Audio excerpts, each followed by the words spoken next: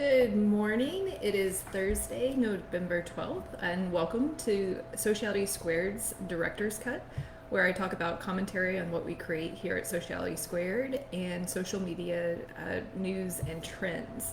Um, and today's main topic is social trust, so stay tuned for that. Thank you for joining. We're in the middle of a pandemic, and the numbers are only getting worse. Yesterday, we saw over 145,000 new coronavirus cases in the US in one day, which is a new record, and we've surpassed 241,000 people. So, my heart is with your heart.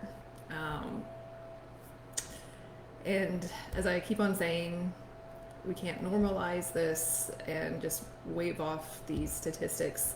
These are all people and loved ones who have been lost. So my heart is with your heart, and my heart is especially with the Black community right now. Here at Sociality Squared, we don't want business to return to normal. We want a new standard rooted in anti-racism and radical inclusion. And if you don't know who I am, I'm Helen Todd, the co-founder and CEO of Sociality Squared. And if you don't know Sociality Squared, we're a social media agency who understands the magic of people coming together around what they value and love. Clients partner with us to grow their businesses and know that we always remember behind every screen is a person. After the video is posted, I'll post some links to how you can connect with us. And I know last week we were off due to the election and stuff. So thank you for for coming back this week. And thank you to everyone in the US who voted. Okay, so for some S2 news before we dive into the main topic, South by Southwest panel, the panel picker is open. And for those who aren't familiar with South by Southwest or how the process works, South by Southwest is one of the largest tech conferences in the country and maybe the world. And they have tech and music and also a film festival all kind of wrapped into one. So next year it's going to be virtual, but it's very competitive to get selected. And part of the process is you submit a panel, and then it goes to a public vote, and then an advisory board vote, which I'm an advisor to, and then the internal staff do the final selections. So it would mean a lot if you could vote for the submission I put together this year. I'm actually really excited about it and working on an article kind of related, and I'll share the link afterwards too. And we shared it on our Sociality Squared social links yesterday. It kind of sounds a little counterintuitive as someone who runs a social media agency, but the topic is we the users, how we take back power from Facebook. And in general, I love social media, and I also believe that the best of it has yet to be realized. In this session, we'll dive into that, of how can we make it even better. And the panelists that I have, I'm really excited about too. David Kirkpatrick, he's the editor-in-chief of Techonomy, and he literally is one of the top journalists on Facebook. He wrote the book on Facebook called The Facebook Era. So super excited to have him be part of this panel. Then there's Dr. Vigilance Abazi, who's a dear friend, and she's a professor at Maastricht University in the Netherlands. She's also a whistleblower protection expert and a privacy expert, and she actually helped write the United Nations law on whistleblower protection. So really excited to have her.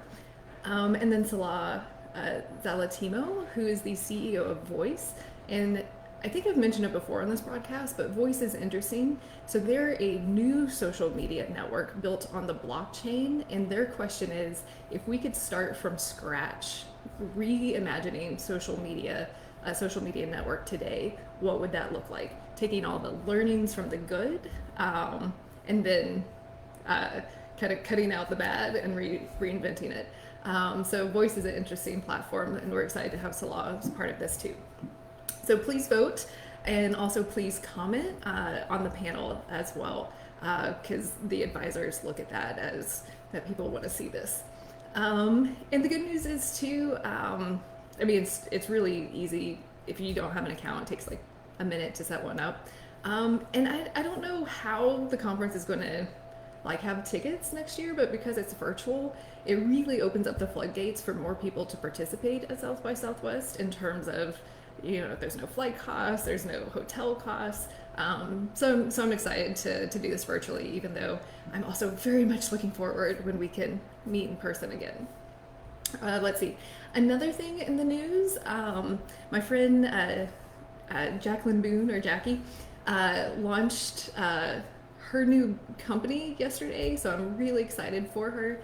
She's been talking about it for goodness, for years. It's called the Dream Academy. So this is something that she's manifested and she's worked on, and it's really to let anyone, with a dream, give them the courses and the tools and the skill set to bring that alive. And since I'm a friend and I want to support her, she gave me 2 codes for the site, which I'm going to share with you afterwards. One is where you can get a free course, and then one is where you can get $11 off. Because yesterday was the 11/11 anniversary of 11 years of something. So anyway, very big congratulations to Jackie, and definitely check out her website. Then the other news is the broadcast is coming to a season end soon. So we only have 2 episodes left next week, and I'm going to do a broadcast on Thanksgiving morning as a special end of season broadcast as a sign off for the year. And then we'll be back in 2021. And then also, last but not least, do sign up for our newsletter if you haven't already. We'll be doing the November newsletter in the next week or 2, and that is a monthly newsletter, so it's not too much in your inbox, and we'll definitely keep you filled in when I'm not live. Okay, so the main topic of social trust. This is something that actually I don't know when. Oh, actually, so I got this from Freakonomics, the podcast. And they did this episode, I think, after the 2016 elections. And it's something that I've referenced a lot. And I go back to because I think it's still important and has not aged at all. And if anything, is even more important as we think about the future and how we want to reimagine what it looks like to heal as a community, especially here in the United States.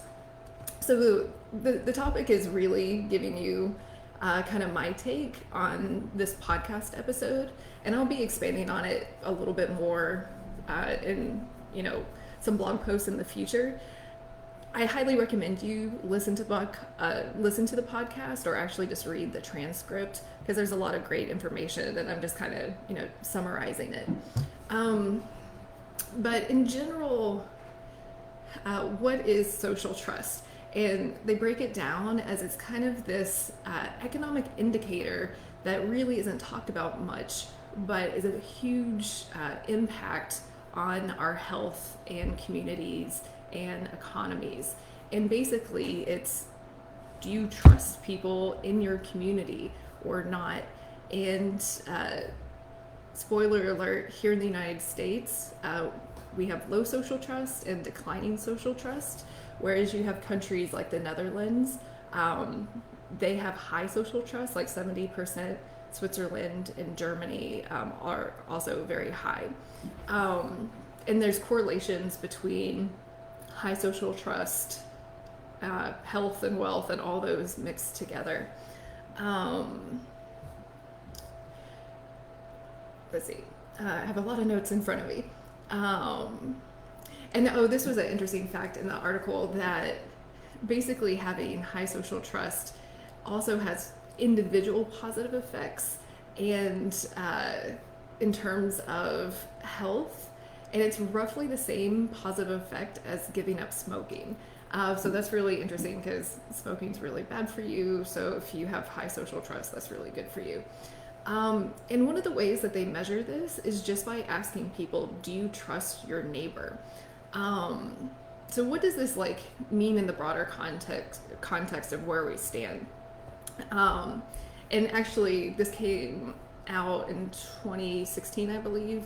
And I did a presentation at Brandemonium in 2017 on kind of the trends of the pendulum swinging in the United States from individualism to more community, which I still think that, or hope that is swinging to more community based.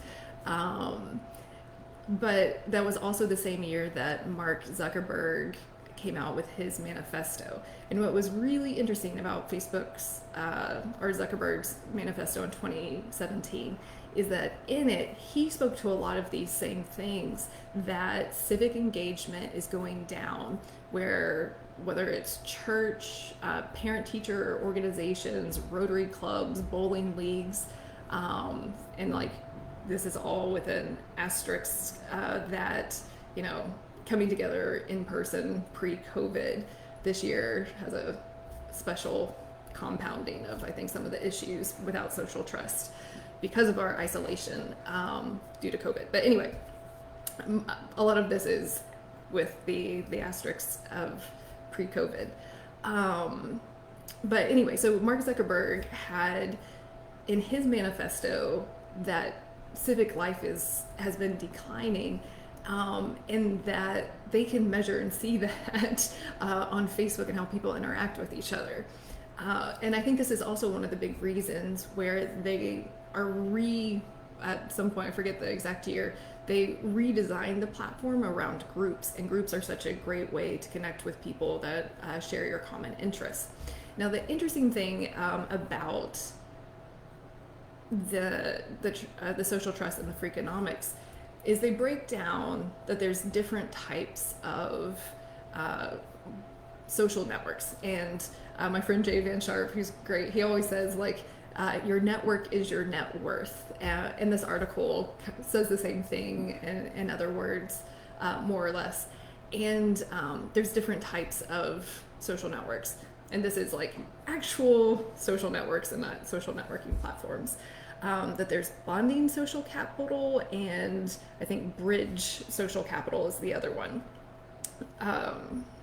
So bonding social capital is like your close friends and family who you spend birthday parties and, you know, Christmases with, whether it's virtual or in person.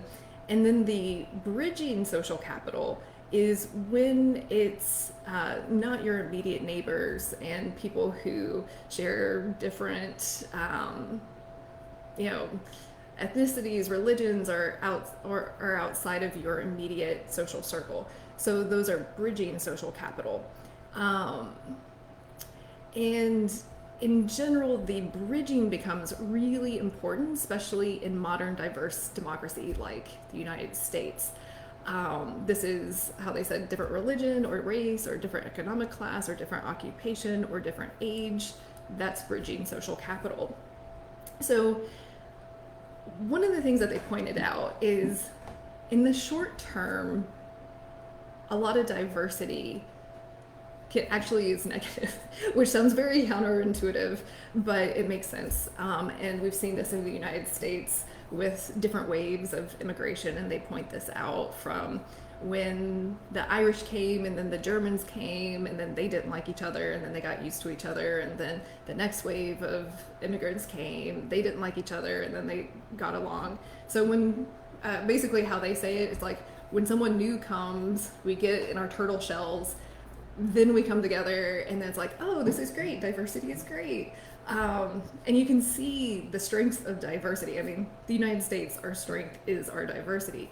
And if you look at some of the most creative cities in the world, it's no coincidence that they're also some of the most diverse people in the world in these cities, whether it's New York City or London.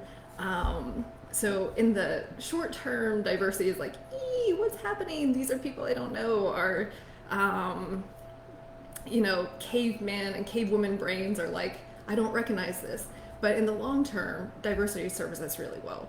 And the world is only going to keep getting more diverse and more mixed. So it's kind of inevitable. So it's good for us to think about how we can build social trust and connect with people that are outside of our immediate bubbles, which is also one of the problems with social media and algorithms. And one of the things that the article brings out is, so not only are civic groups kind of declining, there's not as many ways for people to engage with people in safe spaces who are different than them. Where this usually happens is sports teams, military, or university. And these are all very, safe places where trust is kind of built into, oh, we're all at the same university together. Oh, we're all on the same sports team together. We're all serving in the same unit together. Which also, happy Veterans Day to all the veterans, and thank you for your service, since yesterday was Veterans Day. But in these scenarios, people are often working alongside people who might be from a different socioeconomic class or different background, from different lifestyle, whatever it is, and coming together in that way actually makes them more trusting after they leave the sports team or military or university. So people who are in these situations actually have higher trust once they get out of them, which is good for society. And one of the things that Putnam, who was one of the people in this Freakonomics article, wrote is, so in the early 1900s, social trust was going up in the United States. And then in the 1960s, it began to decline. And this is where it kind of gets to be a little bit of a red flag for the United States, especially where we're at now. So one of the main things that he pointed to of why it was declining is because of television.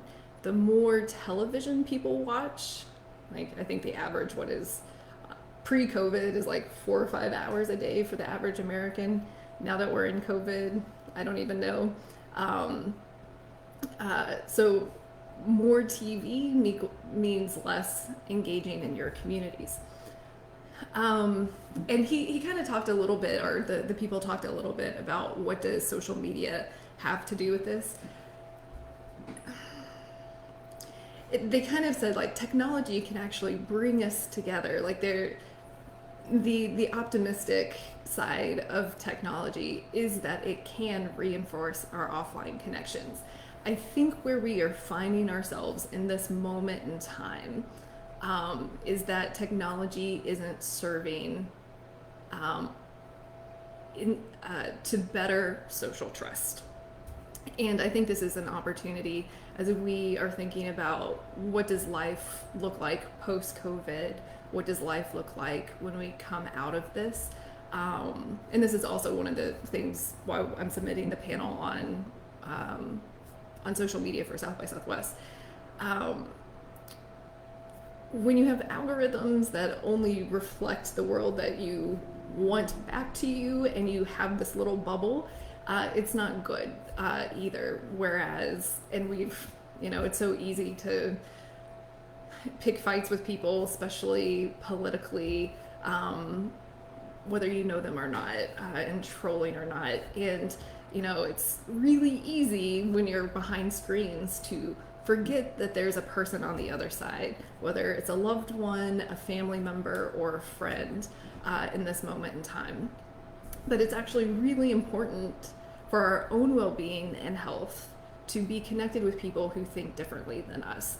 Because again, diversity is good for us, and it's in the long term, and it makes us each individually builds our networks, opens ourselves to other ideas and perspectives, and makes us more trusting of our neighbors and community members. So I think that's something we could all benefit from. So what does that mean in this moment in time? So there's a lot to be done.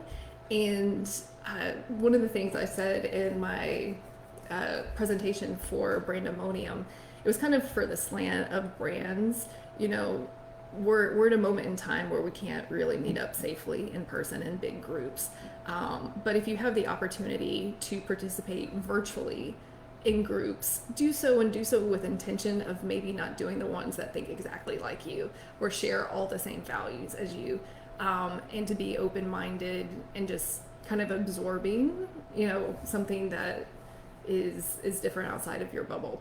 And from the brand perspective, you know, brands are kind of these safe spaces that bring people together under, shared values to a certain extent, whether that's, Peloton and who like to exercise, or like a camera, who loves photography, or whatever the brand is.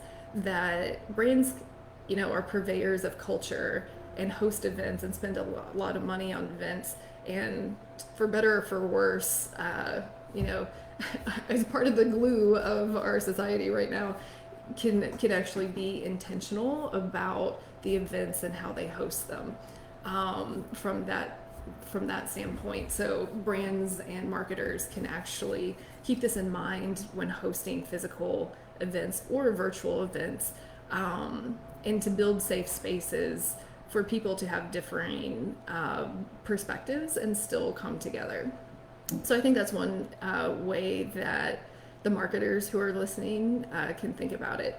I have a good friend in New York City, and he does such an interesting job of like really bringing, like hosting social experiment parties. This is Spencer Greenberg, and like he makes sure to bring people from different backgrounds and interacting with each other around different subjects and experiments and stuff.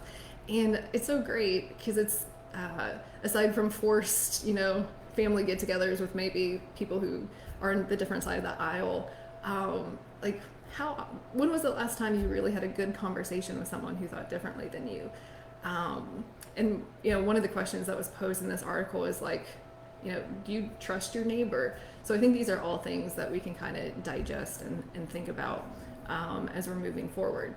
And another interesting thing that was pointed out in the article related to online is, in general, when we're offline, we tend to overestimate the prevalence of bad behavior. But online, we overestimate positive. And they use the example of, at one point it was very common in the US for people to hitchhike. And then the fear of, someone's going to get murdered by being in a stranger's car. That was more of overestimating someone's bad behavior than not. Fast forward, Uber, we're all in strangers' cars. But online, we'll look at a review for a product from a complete stranger that doesn't have much, credibility maybe.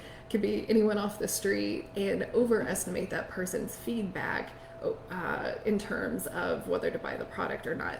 So that's overestimating. So, that gives me a little bit of hope. But I think in general, the main takeaways from the article, which again, listen to it directly, is diversity is good.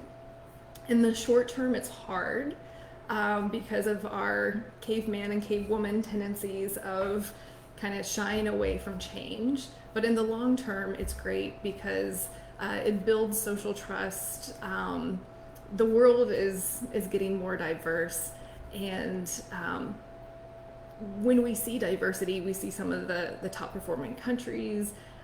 We see some of the most creativity, but I should say, we have to be intentional about it, both on an individual level, a community level, and how brands can be part of facilitating this for the communities that they're doing. So in general, like when we think about community, especially through the social media lens, it's so easy just to think about your Instagram followers versus the actual community and offline community, and how we can help facilitate social trust. Okay, well, I'm almost at my 30 minutes. So the last 2 weeks have been consumed so much with just election. I don't have really any new social media news that's not election related. And I'm going to take a break from that this week. So I'll end on Russell Peters for our inspiration. He's a comedian, and I first heard this joke, goodness, in 2006, when I was studying abroad in London. And it was so great because the flat it wasn't a flat, it was the dorm quarters that we were living in. Someone in our group had us all like watching a laptop in the kitchen, and you had a Pakistani, an Indian, a Belgium, an American, and maybe a few others, all watching this together, of this joke on the whole world is a mixin. And a few of the jokes that stood out to me were, or this little segment, which I'll share just for some levity at the end of this. So, folks, the whole world's gonna mix when we start mixing people that normally wouldn't mix, And his whole joke is kind of how the world is becoming more beige. And Russell Peters is a Indian Canadian, and plays a lot into, his Indian parents and that type of thing. But the whole world's a mixin'. Like hook up a Jamaican with an Italian, you could have a little pastafarian, or combine someone from the Philippines with Holland, and you could get little jalapenos. I'm Indian. What if I hooked up with a Jewish chick? We'd have little Hindus. And someone from Iceland getting together with Cuba, they could have a little ice cubes. So that's what I have for you this week. So thank you for joining. Do like this page if you haven't already. Do sign up for our newsletter if you haven't already. And thank you in advance for everyone who votes and leaves a comment for my social media panel. So have a good day, and I'll be back next Thursday at 8 a.m. East Coast time. Thanks.